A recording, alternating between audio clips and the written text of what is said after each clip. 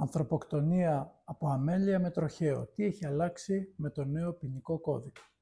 Με τον παλιό ποινικό κώδικα, η ποινή που απειλείτο ήταν από 3 μήνες μέχρι 5 έτη. Μία συνήθις ποινή ήταν 2 έτη φυλάκισης, η οποία και αναστέλλετο από το δικαστήριο.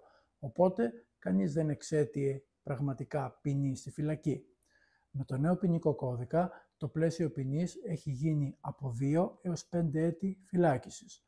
Οπότε, αν κάποιος καταδικαστεί σε μία ποινή πάνω από 2 έτη, η ποινή αυτή δεν μπορεί να ανασταλεί, δεν μπορεί να μετατραπεί σε παροχή κοινοφελούς εργασίας, δεν μπορεί να μετατραπεί σε χρηματική.